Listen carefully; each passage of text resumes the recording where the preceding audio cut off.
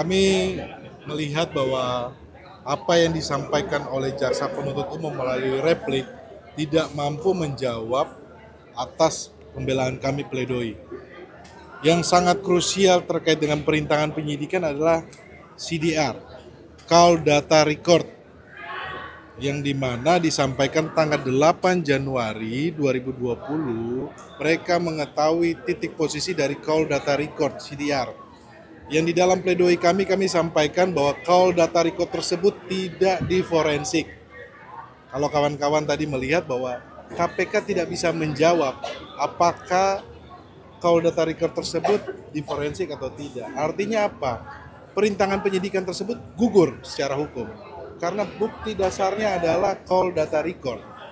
Itu yang pertama. Yang kedua, bicara soal hak konstitusional sebagai partai mengajukan judicial review ke Mahkamah Agung, tadi jaksa penuntut umum tidak menjelaskan secara utuh. Kenapa kami mengajukan judicial review? Karena terjadi kekosongan hukum. Karena apa? Ada yang meninggal, Pak Nasaruddin Kemas pada saat itu. Karena terjadi kekosongan hukum, maka partai mengajukan judicial review. Itu adalah hak konstitusional. Kita mengajukan judicial review atas PKPU karena terjadi kekosongan hukum. Saya pikir itu secara hukum tidak ada masalah. Terus yang ketiga, kami sampaikan bahwa penyidik yang menjadi saksi itu sangat tidak dibenarkan. Karena apa? Penyidik memeriksa BAP, kemudian setelah dia memeriksa BAP, di dalam persidangan dia menceritakan isi BAP tersebut. Di mana logika hukum tersebut? Ya kan, harusnya penyidik itu netral. Terus yang keempat, teman-teman, bicara soal keterangan-keterangan saksi yang sudah ada di persidangan. Ini kan saksi ini tidak boleh berbeda dengan fakta persidangan di 2020. Kalau dia berbeda dari keterangan saksi 2020 tentang sumber dana suap dari Harun Masiku, terus kemudian tidak ada dana talangan, kemudian dia berbeda di persidangan 2025, maka kesaksian itu dia akan mengakibatkan akibat hukum terhadap kesaksiannya. Oleh sebab itu, apa yang sudah disampaikan oleh persidangan ini tidak jauh dengan persidangan di 2020 atau sama persis 2020 bahwa sumber dana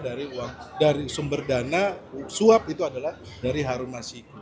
Jadi ketika jaksa penuntut umum coba membenarkan dengan ahli bahasa yang dihadirkan, menurut kami tidak pas. Karena apa? Ahli bahasa juga sampaikan harus dilihat dari objek yang menyampaikan, bahwa yang bersangkutan menyampaikan bahwa sumber uang suap itu dari Harun Masiku, ya itu udah nggak bisa diapa-apain. Saksi yang menyampaikan, masa ahli bahasa melebihi dari saksi yang mengalami langsung?